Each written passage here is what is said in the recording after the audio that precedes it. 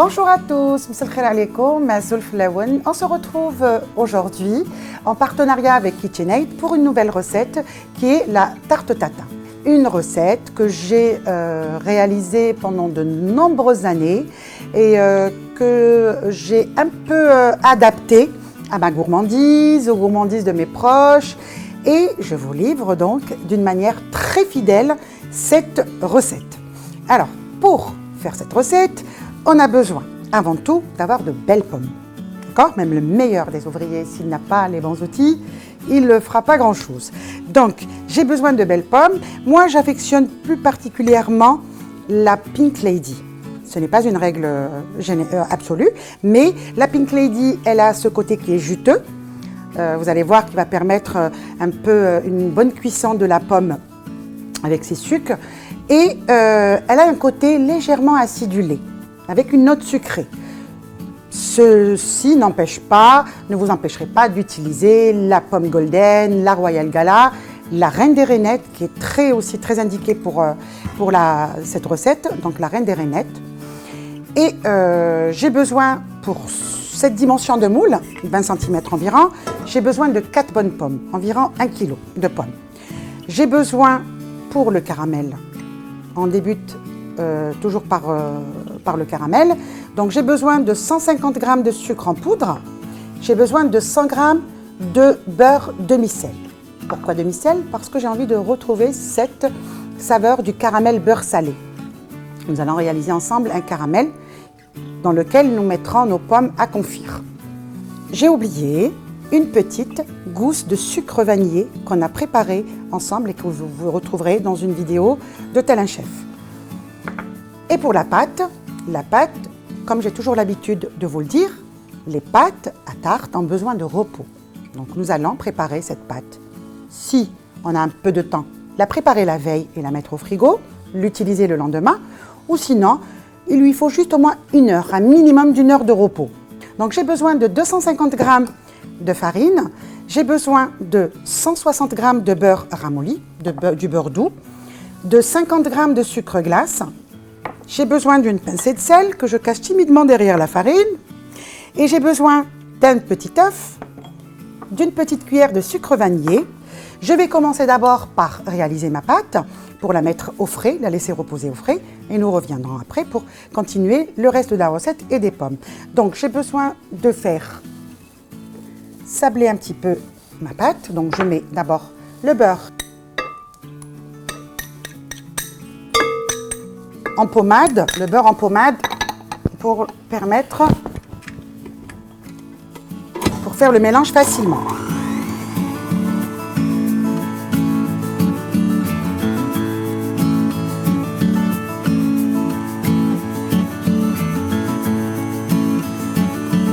Donc, je vais rajouter mon œuf,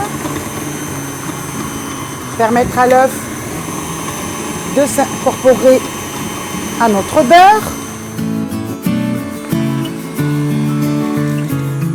Je vais racler les bords de mon bol pour permettre au mélange d'être homogène.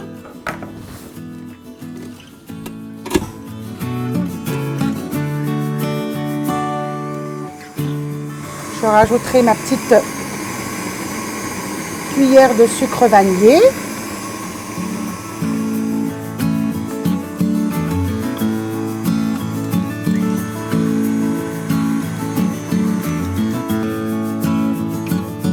Une petite touche de sel. Et ensuite, vous allez voir,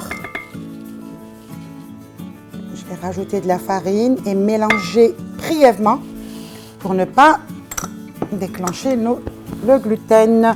Sinon, on aura quelque chose d'élastique et ce n'est pas le but. Juste pour ne pas laisser voler la farine.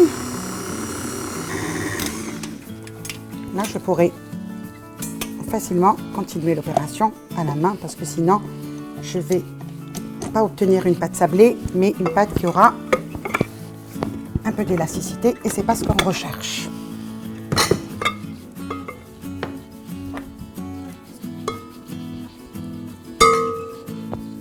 N'hésitez pas à anticiper et préparer la pâte la veille. Moi, je la mettrai entre deux feuilles de cuisson et la garderai au frigo afin qu'elle puisse se maintenir et bien s'étaler. J'ai préparé mes 2 feuilles de cuisson. Vous allez voir, ça va me faciliter après l'étalage.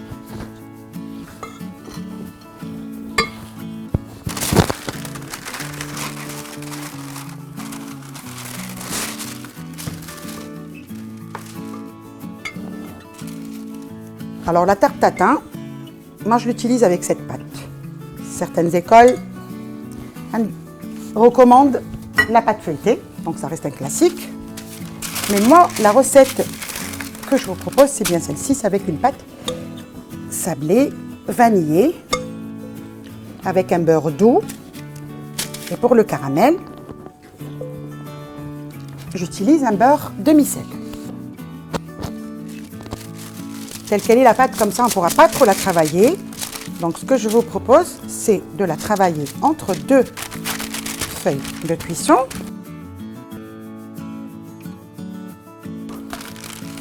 Voilà, c'est largement suffisant.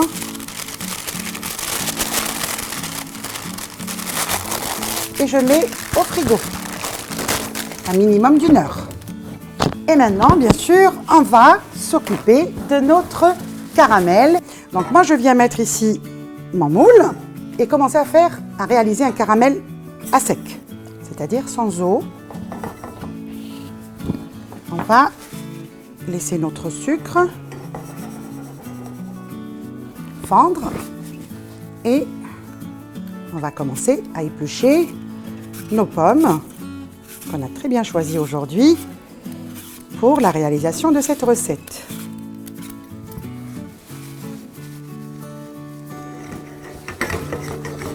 Donc là, je surveille attentivement mon caramel pour ensuite venir incorporer le beurre. Surtout éviter qu'il brûle. Là, je viens et je mets tout de suite mon beurre. Attention aux éclaboussures.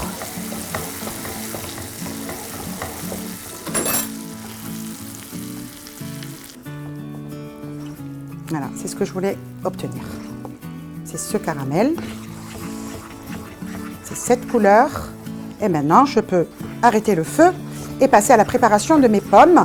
Parce que dans la préparation des pommes, la manière de les couper va aussi faire de cette tarte une réussite.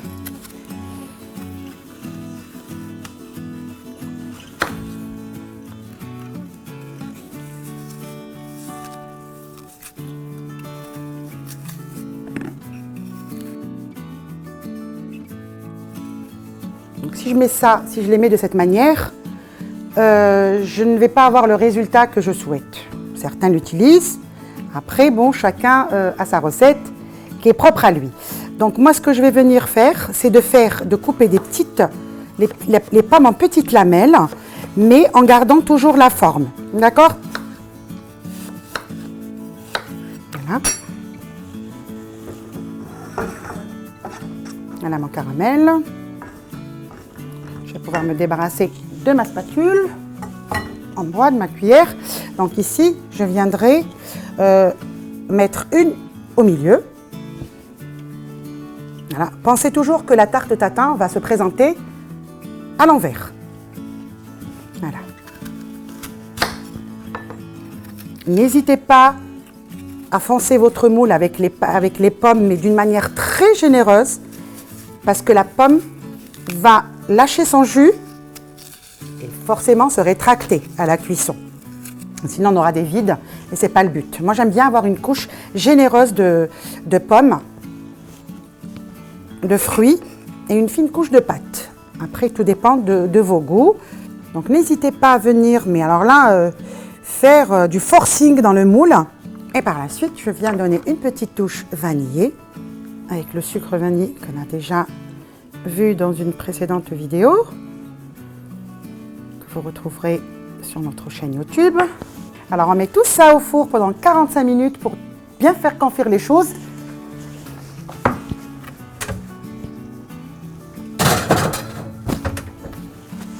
Bien sûr, moi, comme une grande, j'ai anticipé les choses, je m'étais avancée et j'ai préparé mes pommes. Parce qu'il faut que je vous signale que quand vous retirez les pommes du four, il faut les laisser bien refroidir.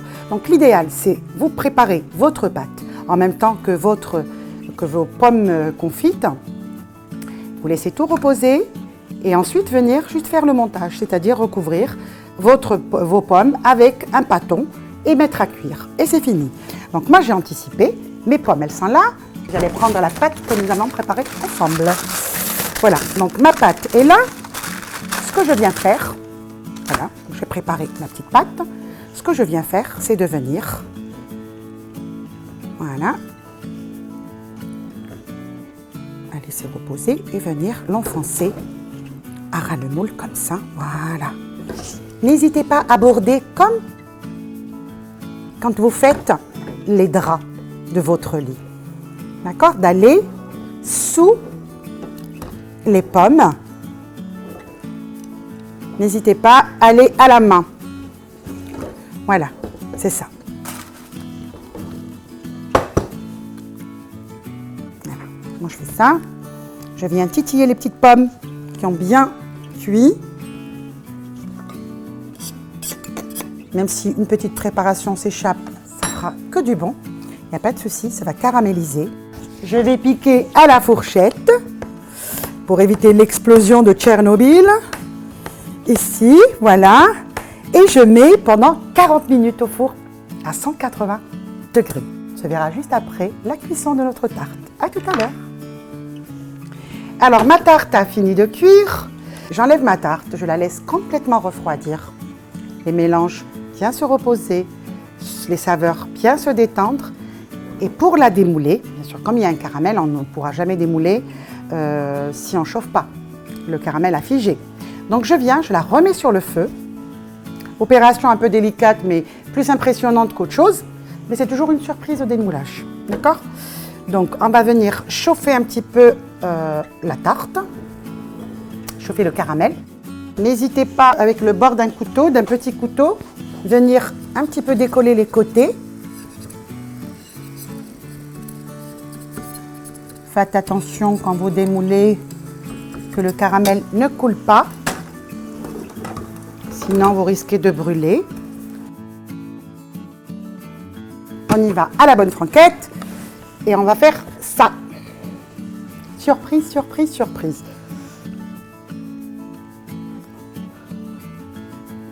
Yes! Voilà, superbe. Voilà. Ma tarte est enfin prête, reste plus qu'à la déguster. Suggestion de dégustation. Alors moi, j'ai une petite faiblesse pour de la crème fraîche, mais classiquement, elle est servie avec une boule de glace vanille. À vous de choisir, selon vos goûts, rien ne vous empêche de la déguster comme ça, naturelle comme elle est. Je vous dis à très bientôt pour une autre recette. N'oubliez surtout pas de liker notre page Facebook, d'aller visiter notre site internet et de vous abonner à notre chaîne YouTube Tel un Chef. Bye bye!